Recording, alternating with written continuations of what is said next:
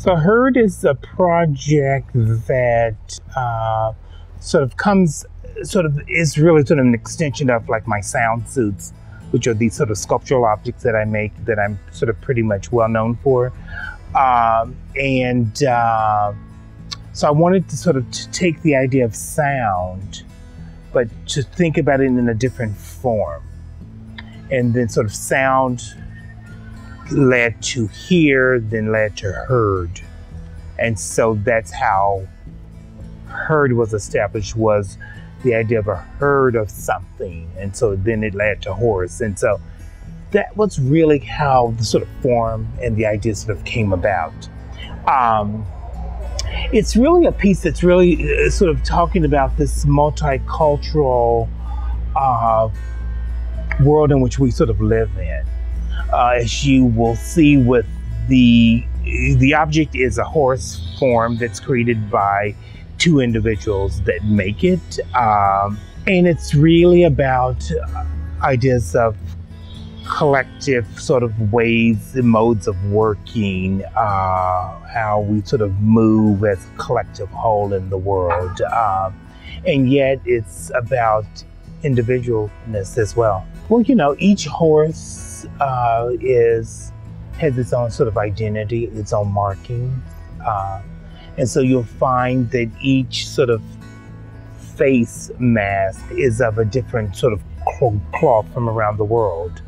And so that's where it starts to talk about the multicultural sort of differences, is that each sort of horse has a different marking. And so that's how they stand alone as a separate object, as a separate being.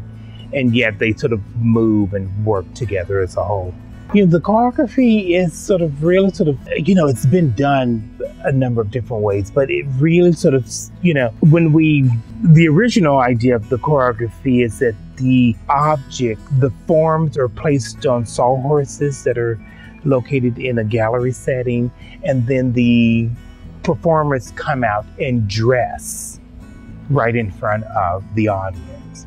So it's really looking at ideas of early puppetry and how that was established, and just a, you know, simple sheet and a paper bag and two people, we can become an animal of some sort. So it's really about this really sort of paring back of just really a very simple motif, but yet building it in this lavish kind of way. In the performance, you know, in terms of dance, it's really sort of, you know, it's really sort of talking about the sort of magic and the sort of mystery around illusions and ideas of that. But there is a moment where the sort of object separates. So you do see how it's built in this sort of choreographed piece, and yet there's a moment that it then comes back together and reforms itself. So, you know, we're sort of engaged in the understanding of how something's built as a way of applying and bringing movement to it. You know, it's like as a kid, I was sitting on my mother's lap, and she then took a sock and put it on her hand, and all of a sudden I was talking to this puppet. So it's really just about just these simple things that allows us to go into a different mindset, that sort of this transformation of something other than what we know could be a reality.